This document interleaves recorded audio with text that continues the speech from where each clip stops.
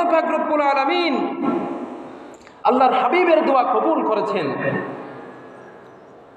Medina থেকে কিছু দূরে একটি মসজিদ আছে।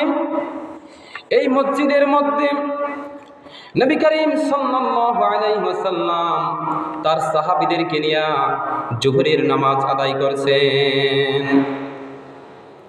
নবী করিম সাল্লাল্লাহু আলাইহি ওয়াসাল্লাম 2 রাকাত নামাজ আদায় করেছেন জোহরের। এই সময়ের মধ্যে আল্লাহ পাক রব্বুল আলামিন পবিত্র কোরআনের আয়াত নাজিল করে আল্লাহ পাক রব্বুল আলামিন কিবলা পরিবর্তনের ঘোষণা দিয়ে দিলেন। সুবহানাল্লাহ। আল্লাহ পাক রব্বুল আলামিন বলেন, قد نرى تقلب وجهك في السماء فلنولينك قبلة ترضاها فول وجهك شطر المسجد الحرام وحيث ما كنتم فولوا وجوهكم شطره। আল্লাহ পাক রব্বুল আলামিন বলেন, ওগো আমার হাবিব, নিশ্চয় আমি আপনাকে কিবলা পরিবর্তনের ঘোষণা দিয়েছি। নিশ্চয় আমি আপনাকে খাবার দিকে বারবার তাকাতে আমি দেখেছি।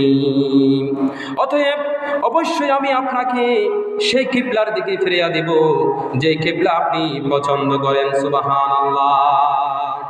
এরপর আল্লাহ পাক রব্বুল আলামিন বলেন, ফাওয়াল্লি ওয়াজহাকা শাতরাল মাসজিদিল হারাম। এখন থেকে আপনি মসজিদে হারামের দিকে মুখ ফিরিয়ে নামাজ আদায় করেন। সুবহানাল্লাহ। ওয়াহাইসু মা কুনতুম ফাওয়াল্লু ওয়াজুহাকুম শাতরা। আপনি পৃথিবীর যে প্রান্তে থাকেন না কেন আপনি মসজিদ হারামের দিকে ফিরিয়ে নামাজ আদায় করবেন। সুবহানাল্লাহ। এই মসজিদে হারাম কাবাগরটি হচ্ছে পৃথিবীর ঠিক মধ্যখানে।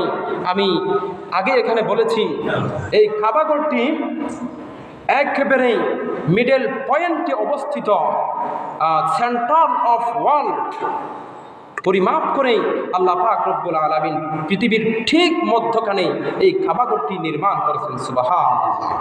এই কাবাগরের কোন পাশে আমরা অবস্থিত? কাবাগরের পূর্ব দিকে আমরা আছি। আমাদের কিবলা কোন দিকে? পশ্চিম দিকে। এই কাবাগরের পশ্চিম দিকে যারা বসবাস করছে তাদের কিবলা কোন দিকে? পূর্ব দিকে। আর উত্তর দিকে যারা আছে তাদের কিবলা দক্ষিণ দিকে। দক্ষিণ দিকে যারা আছে তাদের কিবলা উত্তর দিকে। সুবহানাল্লাহ। আমাদের কিবলা হচ্ছে পশ্চিম দিকে। আল্লাহর নবী